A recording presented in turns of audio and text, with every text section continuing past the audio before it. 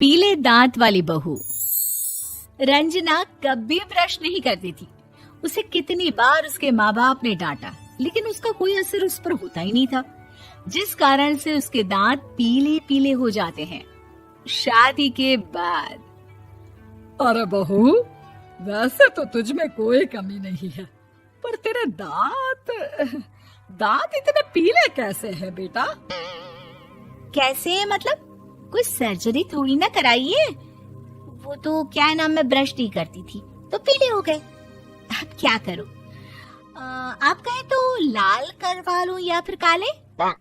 यार ये क्या है, क्यों माँ से लड़ रही हो? लड़ रही हूँ?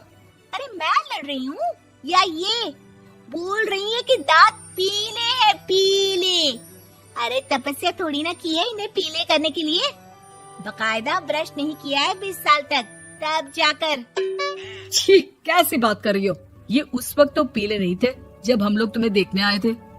अरे तब साफ करवा लिया होगा डेंटिस्ट के पास जाकर। अब देखो कैसे पीले पीले लग रहे हैं।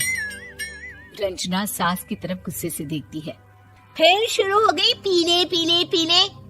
अरे पीले तो तब भी थे जब मेरे हाथ का रसगुल्ला उड़ा उड़ा कर खा रही थी और बोल रही थी, लड़की नहीं गुणों का खजाना दे रहे भाई साहब आप। खैर, अब वो लोग करते भी तो क्या करते, पीले दांत वाली बहू पल्ले पड़ी थी तो झेलना तो था ही।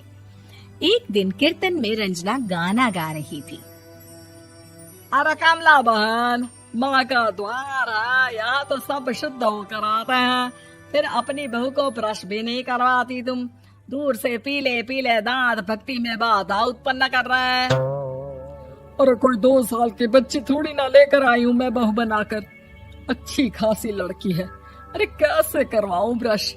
ये तो उसे खुद करना चाहिए ना।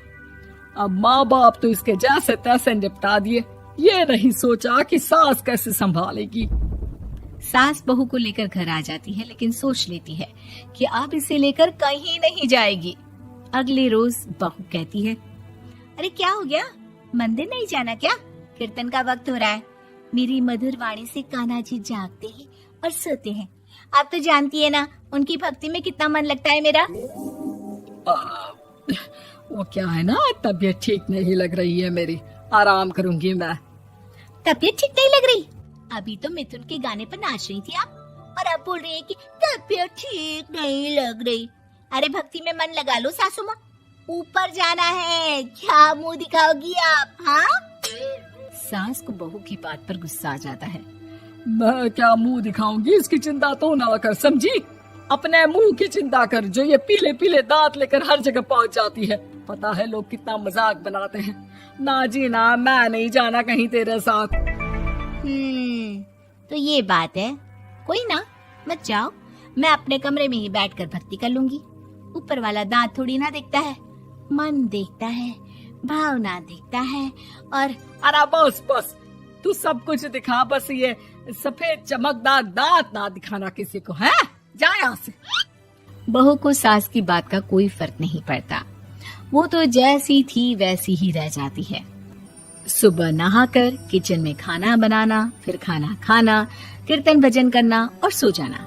एक दिन, माँ जी मैं सहेली के घर जा रही हूँ, शाम को लेट आऊंगी। हाँ हाँ तो जाना, मैंने कौन सा तेरी आरती करनी है घर पर बैठकर। रंजना सहेली के घर जाती है, जहाँ वो पार्टी में जाने की तैयारी कर रही होती है। अरे शिखा, कहाँ जाने की तैयारी कर रही है? मैं गलत वक्त पर आ गई क्या? अरे नहीं यार, उल्टा सही वक्त पर आ गया। मैंने ये साड़ी और ज्वेलरी निकाली है यार, शाम को इनके ऑफिस की एक पार्टी में जाना है। बताना कैसा लग रहा है ये सब? नहीं यार, इस ड्रेस के साथ तो वो वाली ज्वेलरी अच्छी लगेगी। हाँ हाँ सही बोल रही है, मैंने ध्यान ही नहीं दिया। वैसे तो हमेशा से मस्त फैशन सेंस रखती है। तो बड़ा जाती होगी ना पति के साथ पार्टी में। रंजना कुछ नहीं बोलती, बस सोचती है कि यार काश ये बात सही हो जाती। पर मैं क्यों नहीं जाती पार्टी में? क्या इन लोगों की कोई पार्टी होती नहीं होगी? रंजना घर आती है और रात में पति से सवाल करती है, एक बात बताइए, आप मुझे किसी पार्टी में क्यों नहीं ले जाते? क्या आपके यहाँ ऑफिस में पार्टी नहीं होती? पति बेचारा क्या कहता कि दांत पीले हैं तुम्हारे इसलिए। अरे कोई पार्टी होती नहीं हम लोगों के ऑफिस में, तो कहाँ से लेकर जाऊं? और मार्केट, मॉल, कहीं वीकेंड घूमना, कहीं तो। अरे यार सारे हफ्ते में एक छुट्टी मिलती है, तो सोचता हूँ कि आराम ही कर लूं। क्यों? रंजना मन मार के रह जाती है। पहले कभी सास के साथ मंदिर जाया करती थी, लेकिन वो भी सास ने ले जाना बंद कर दिया। घर बैठी बैठी रंजना बोर हो जाती है। तभी उसे आइडिया आता है और वो मायके जाने का सोचती है। सासू माँ, 2 दिनों के लिए मम्मी के घर जा रही हूँ। अच्छा ठीक है, आराम से जा। और हाँ, माँ से कुछ अच्छी आदत सीख कर आना कि कैसे शरीर के हर भाग की तरह दांतों की सफाई भी जरूरी होती है, समझी? शुरू हो गई ना आप। वो लोग आपकी तरह नहीं है कि छोटी छोटी बात का बतंगड़ बना दे। उन लोगों के लिए मैं मायने रखती हूँ, ना कि मेरे पीले पीले दांत। रंजना माँ को बिना बताए उन लोगों को सरप्राइज देती है, लेकिन जैसे ही वो दरवाजे पर पहुंचती है, अंदर देखती है कि घर वाले कहीं जा रहे होते हैं। अब माँ, काश रंजना दीदी के दांतों वाली प्रॉब्लम नहीं होती, तो वो भी हम लोगों के साथ चलती ना बुआ जी की बेटी की शादी में। हाँ बेटा, लेकिन अब उसे कौन समझाए कि उसको उसके पीले दांत नहीं दिखते, लेकिन उसके आसपास के लोगों को कितना एम्बैरेसिंग फील कराते हैं। मुझे तो कितनी बार उसके स्कूल की टीचर ने शिकायत की कि उसके साथ कोई लड़की बैठना भी नहीं चाहती, और ना ही कॉलेज में कोई उससे बात करना चाहता था। लेकिन पता नहीं क्यों उसे ये बात समझ में ही नहीं आती।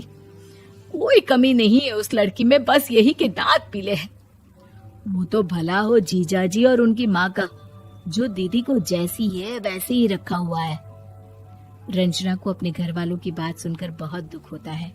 वो सोचती है कि वो क्या करे, लेकिन फिर वो सीधा डेंटिस्ट के पास जाती है, अपने दांत चमकाती है और कसम खाती है कि वो रोज ब्रश करेगी। अरे क्या हो गया? तुम तो 2 दिनों के लिए गई थी ना, पर कोई ना, अच्छा है, चलो आ गई तो। रंजना सास के सामने आकर खड़ी हो जाती है और पूरी स्माइल करती है, उसके चमकदार दांतों को दिखाती हुई। हैं? चले मंदिर? माँ, मुझे माफ कर दीजिए, मैंने आप लोगों को बहुत एम्बैरेसिंग फील करवाया। मैं आज से रोज ब्रश करूंगी।